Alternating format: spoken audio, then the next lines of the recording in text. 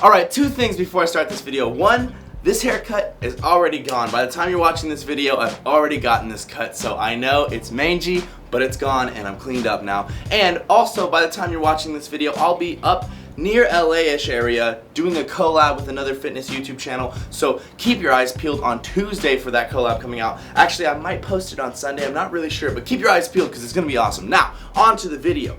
Everyone always asks, everyone always has this question, should I stretch before or should I stretch after my workout? Now, I can't count how many times I've been asked and how many times I've answered this question, but it is a good question, right? Because who knows?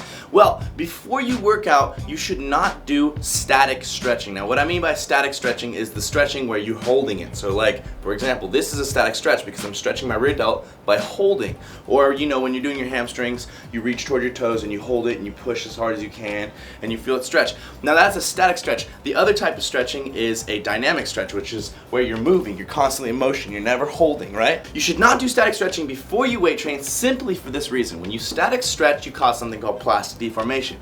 Now plastic deformation occurs when you're elongating your muscles and your tendons, right? When you're holding a stretch, they deform a little bit by getting a little bit longer. Now when they get a little longer, this causes you to be more flexible, more limber, more mobile.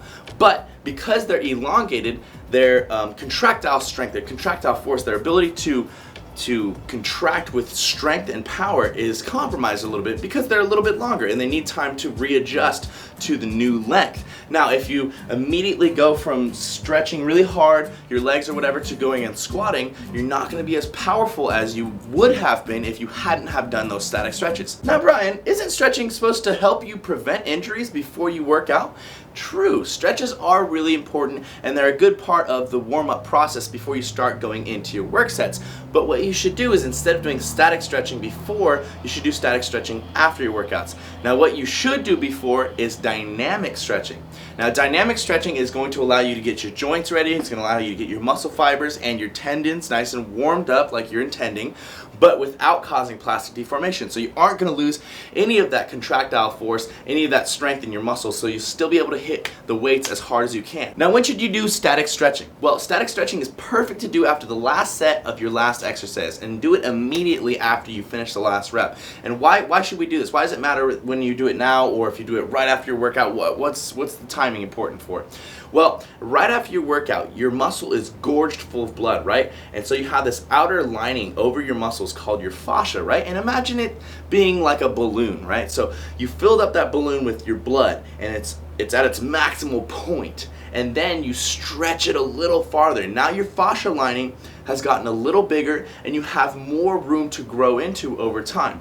Also, because your muscles are so swollen and gorged full of blood, you're going to be able to cause more plastic deformation in the tendons and the fibers so that you are more flexible, more mobile, and just more limber in general. And I know how much stretching sucks. I hate doing it, but it is really good for you and you're going to feel better after you stretch. Plus, all of your exercises are going to be performed at a more optimal level. You're going to be able to get a better contraction, you're going to be able to get a better pump if you continuously stretch and you have the ability to do full range of motion. For example, squats, a lot of people can't go all the way down because their hamstrings are too tight, their heels lift up, they get a butt wink, but if you stretch all the time, you're able to go all the way down, so you can use more of your glutes, you can engage more of your glutes into the squat exercise. So, in summary, before exercising, dynamic stretching, movement stretching.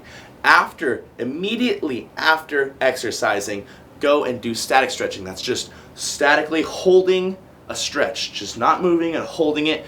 And you should hold the stretch for, I'd say 15 to 25 seconds, and try to make it hurt. Don't hurt yourself, don't injure yourself, but you want to hold it to the point where it's uncomfortable. You shouldn't be able to just like sit there and breathe and talk to your friends and enjoy it. You know, stretching is actually kind of painful, and when you cause it to be painful, you're causing more plastic deformation and causing yourself to be more flexible. There you go, guys. I hope you all enjoyed this video. I hope you guys learned something, and if one of your friends or someone has questions about stretching, I hope you'll send this video to them and let them get a little bit more knowledge about whether you should stretch before or after your workouts, dynamic, static stretching, all of that good stuff. Thank you for checking out the video. I appreciate all the love, the support, the subscribes. Please like the video below. Please leave a comment below and let me know what you guys want to see next. Otherwise, I'll see you tomorrow. Team Beyond the Week, lift heavy.